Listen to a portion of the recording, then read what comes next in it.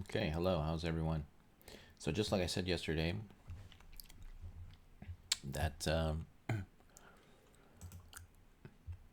if price crossed in here, the most likely target was this range right here. So we can see that I think if the market hasn't stopped already, the market has stopped, or if it's I believe it has stopped already, but it essentially stopped a couple of pips away from this channel range. So about six pips away from that channel boundary. Um, so like I said, that was the most practical. It was unlikely that it's going to stay under here. It's more likely that if it crosses here, that it's going to just go back up to this boundary, and that's what it did all day, very slowly. Unfortunately, yesterday's video there was no sound, so you didn't hear me say that, but you can see me saying it in the video. So let's see what is going on tomorrow. Now that we know that was predictable, that's usually what happens when we have a setup like this, when we have this very steep slope right here, and there's nothing underneath, and there are a lot of other trends up, above it. Um, and the reason for that is because this is an unexpected impulse thrust down, and it was as you know, it was that total move yesterday was about 150 pips. So it was an unexpected thrust down, not a normal average day, and so it had to rebalance. And so basically, this is what this geometry in these regions represent. It was very unlikely it was going to stay under this line, and so if it went above this line, usually what happens is if it enters this region, it will complete it. It means that it's going to complete it back up to these trend lines, this boundary, and that's what it did. So let's take a look at the next session, which will be in 48 hours. So the first thing I noticed is that everything is cornering into around the same price, which is a downtrend direction around the same price, until up to H1, until H4. And H4, then we have a trend that is rebalancing to the in higher prices. An interesting thing again here, you can see that even on the daily, the trend appears to be with the H4. The weekly is even higher, and the monthly is even higher. Now, in machine learning, this is a type of machine learning. This is called linear regression, or multi-linear regression. As you see, I have different linear regressions here. So this is this is like probably the simplest type of machine learning, but it's very effective too, as you've seen. So we can see that because of this, the average price in the longest term is tending to the upside from monthly, weekly, daily, and H4. Go back down to H4. But price actually is nowhere near that. So we have a long-term tendency for this, for the price to go upwards. But that's 350 pips away. The nearest long-term retraction, upper retraction, is 350 pips away. So just like you saw, that biggest intervention yesterday was only 150, about less than half of that. So it's not that upper trend tendency, this upper trend here, it's not going to have that much of an influence, as these shorter term linear regressions.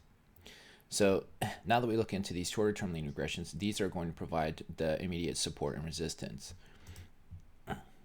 And we can see that there's some pretty tight geometry going on here, pretty tight regions. That if I zoom in more to the 5-minute, this becomes more practical. For example, we can take the range yesterday. It's about 50 pips. So if I look at this range here, this is about 100 pips, and this range here, this is about 50-60 pips. So you can see how it is possible for it to react to this range. Currently the price is in this region. It's either about to go in, it's either in this region or it's under this region. So I can already see from a risk reward region viewpoint what it's about to do, what it's thinking here. So if we zoom in more, you can tell like here is a risk region, here's a region. Obviously we're not going to trade this, it's just going to converge in here. And so I'll use this as risk compared to these larger regions, which are the reward. Obviously this is going to be a reward. If it drops under here, I'll use this as my risk stop region, and I'll use this as the reward target region. Likewise, if it continues above this boundary, above this risk boundary, defining this as a risk region boundary, if the price comes above here, then I'll use this as a support for to buy. Now this will probably stay as a risk region to me, because I'm using this. I'll initially use this as a risk region. Then we've got an intersection point here. This will become useful in identifying maybe some change in price direction. Sometimes, a lot of times, intersections represent times for change in price direction. So you could be looking at it in this risk region until this intersection, and then decide to sell to this target at this intersection. But either way, at this intersection, it should determine to make a significant price direction impulse. And so either the two things that I will look at is this is the risk region. This, if it's buying, this will be the stop out here, and this will be the stop if it's buying. And then I'll just if it is above here, then I'll just go with it in that direction as a buy. So this will, for the buy, I'll buy in here after it crosses this line, or this line for and then stop out for the buy at this, either this line or this line. Now if it's going to sell, if it falls under this line, that was the stop for the buy, but it's also the entry for the sell. And so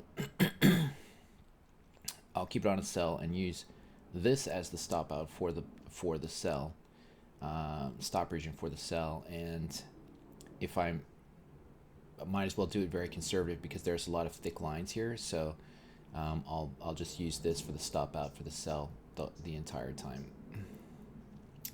Okay, that being said, remember the intersection, that there should be some kind of significant determination in direction around this intersection right here, the time of this intersection. Okay, could be a little before, it could be at. Let's see what happens.